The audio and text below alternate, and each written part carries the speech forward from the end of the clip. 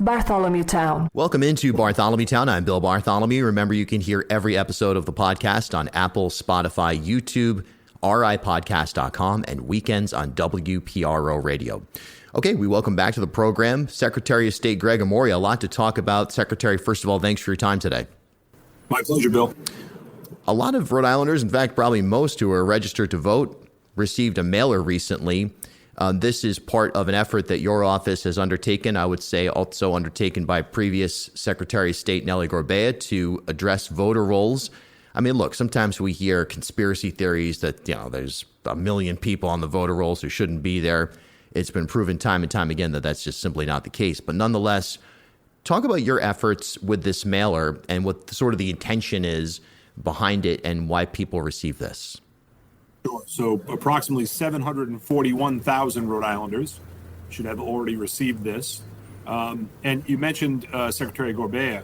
So in 2020, every registered voter was sent a mail ballot application.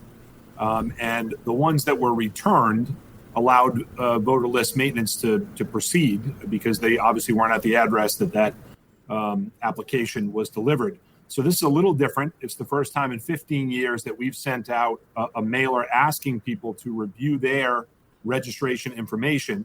And if it's correct, then they don't have to do anything with it. If it's incorrect in any way, they can make that adjustment.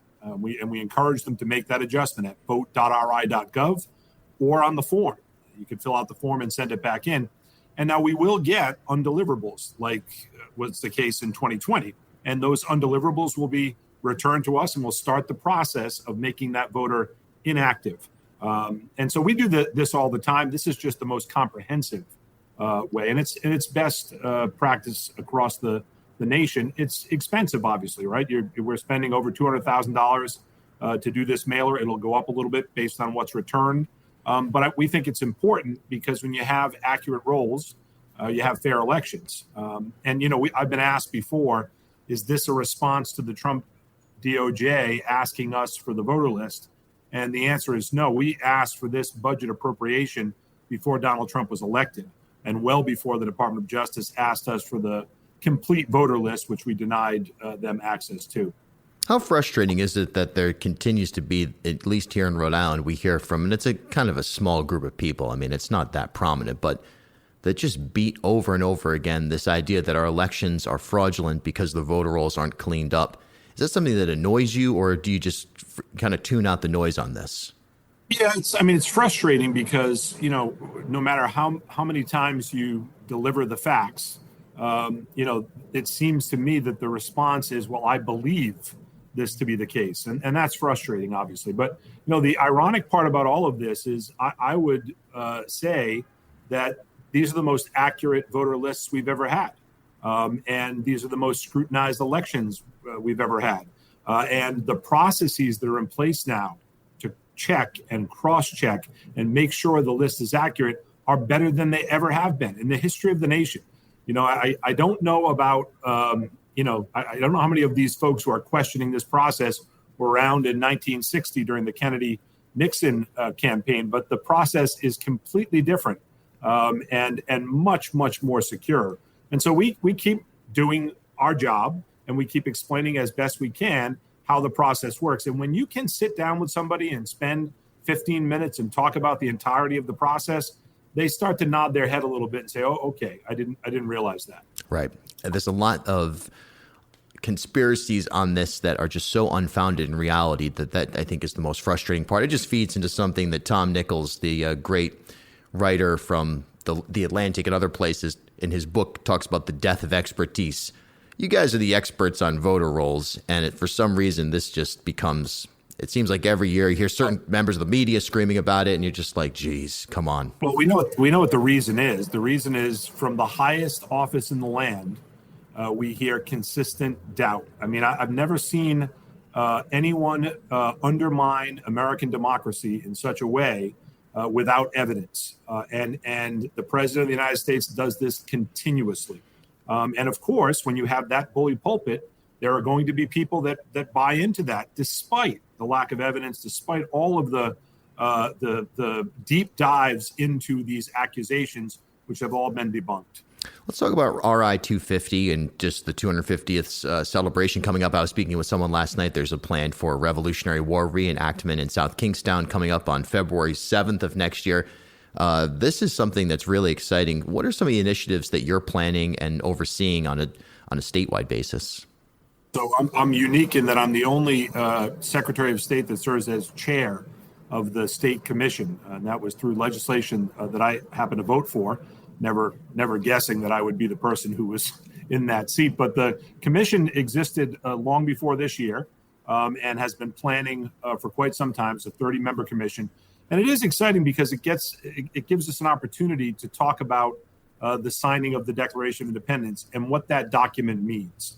And boy, we need a conversation around what that document means and what it gave birth to, right? The Constitution, in particular, the preamble of the Constitution, laying out the principles of this nation. And so this gives us a great opportunity to tell that story and to tell Rhode Island's story as part of that story. And we have a really important story to tell. We were as involved in the founding of this nation as any state. In fact, we were more involved than the vast majority of states and more involved than the majority of the 13 original colonies. So we have a story to tell. And in doing so, we can talk about what the Declaration of Independence means today, but what it meant in 1776 and what we hope it means 250 years from now. So there's a whole host of events, activities, programs that have been planned. You've already seen some of them, right? We welcomed in Ken Burns just a few weeks ago to talk about his documentary. There was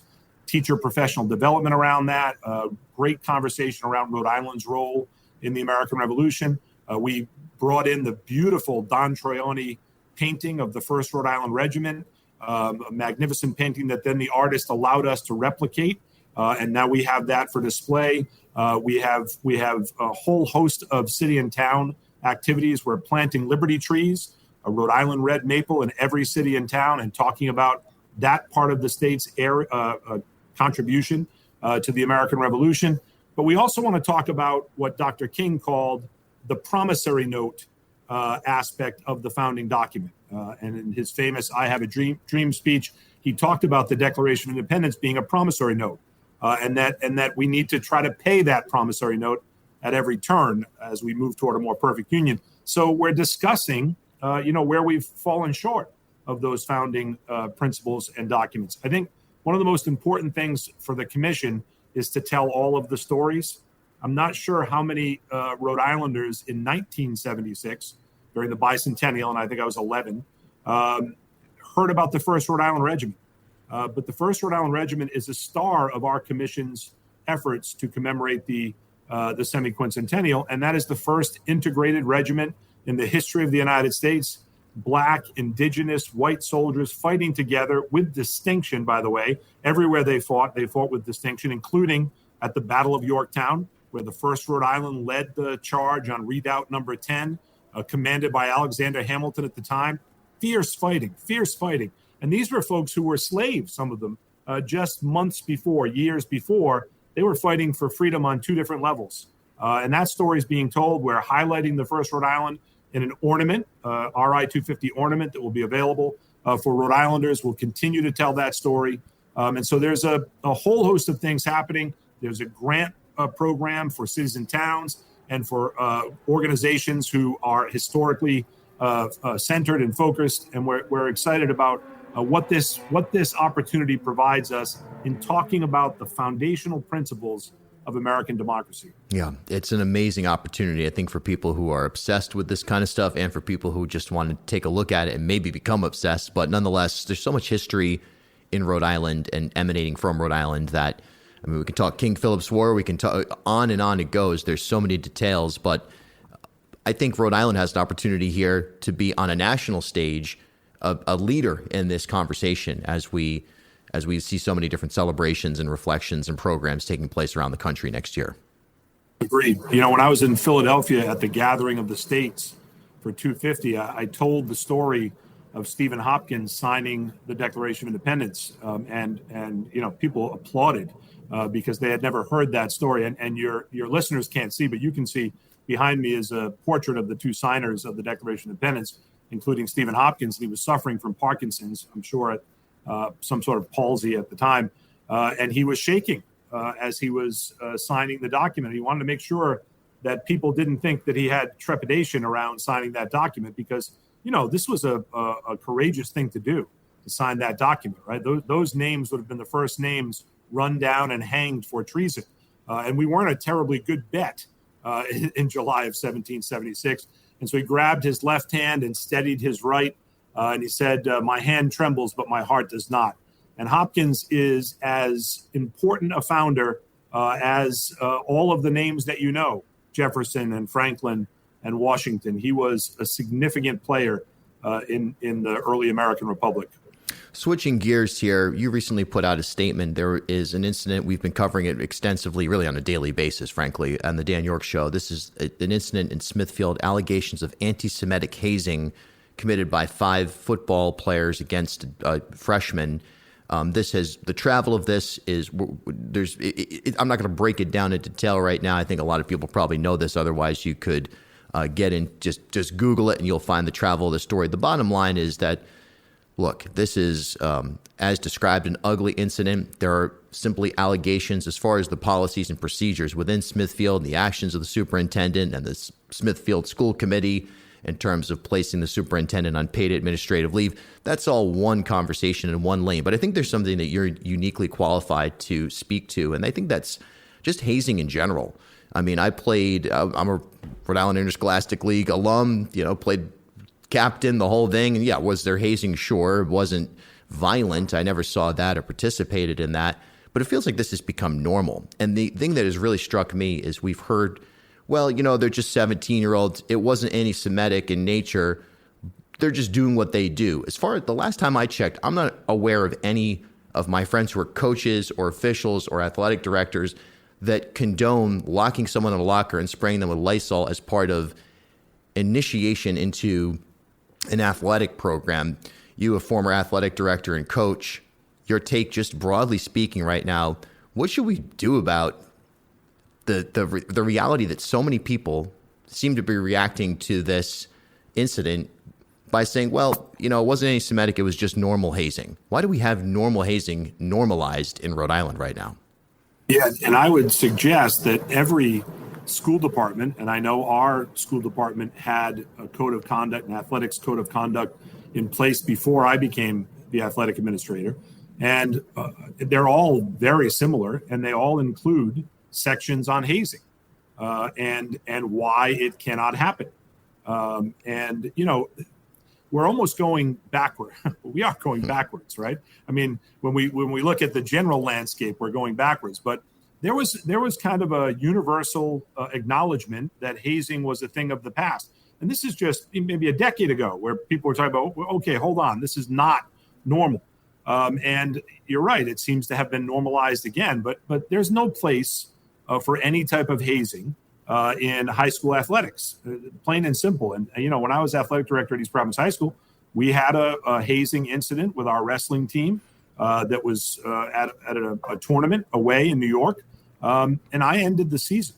I moved the junior varsity team to the varsity, and that was the end of the season for those athletes because they were in violation of our code of conduct that they all signed off on, that their parents all signed off on. And I think that's how we have to respond to these things. The statement that you refer to, I was talking about the education part of this. There's an opportunity to talk about what anti-Semitism is.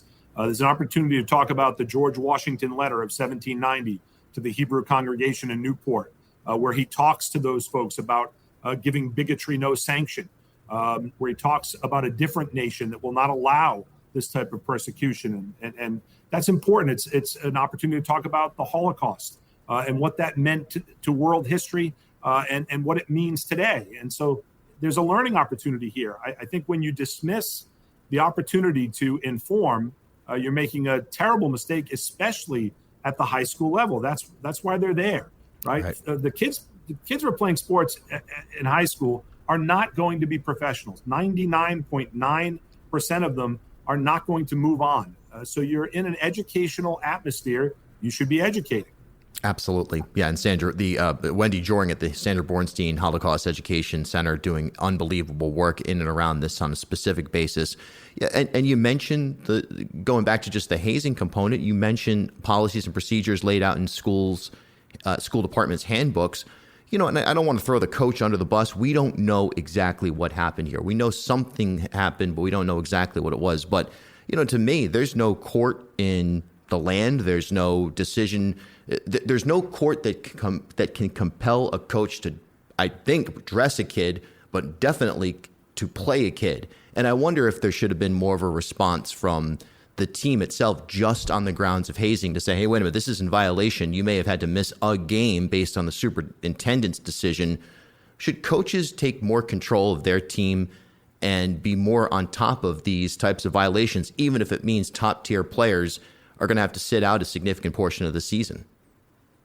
Yeah, I mean, I think most of the codes of conduct that I was talking about, they lay out what the discipline is over the course of various infractions, right? So that's easy. And then, our policy was always, okay, here are our school's rules. Your team's rules can go above and beyond that if you so choose. And, the old adage among coaches, nothing hurts more than playing time, right? So, that's how you send a message. There's no other way to send a message other than restricting playing time, because that's why kids play. Right? They play because they want to play. So the only way to send a clear message is to reduce playing time. Absolutely. All right. Lastly here, you've already made it clear you're not going to be running for governor this year, but or this coming year. It's going to be, but it's always worth asking. Any second thoughts on that? I think you've got a base of support that would love to see you get in there. I hear your name mentioned all the time in a lot of different circles. And any chance you're going to sneak in? No, and I appreciate that you're hearing that. Look, I think this is a difficult race, the way it's set up today. And my focus has always been on this job since I took this job. And it's nice to hear my name out there as a potential gubernatorial candidate. But we have a lot of work to do. We're facing a lawsuit from the Trump administration. I'm sure that's coming. We're facing, challenges in our business services department in regard to stabilizing Rhode Island's business sector. I mean, this is a big job that has a number of constitutional requirements. And I want to do it well, and then we'll see what happens after that. Secretary of State Gregg Amore, thanks so much for your time today. Thanks, Bill. Appreciate it. Bartholomew Town is brought to you by Navigant Credit Union, Half Street Group, the University of Rhode Island Online, and Newport Film.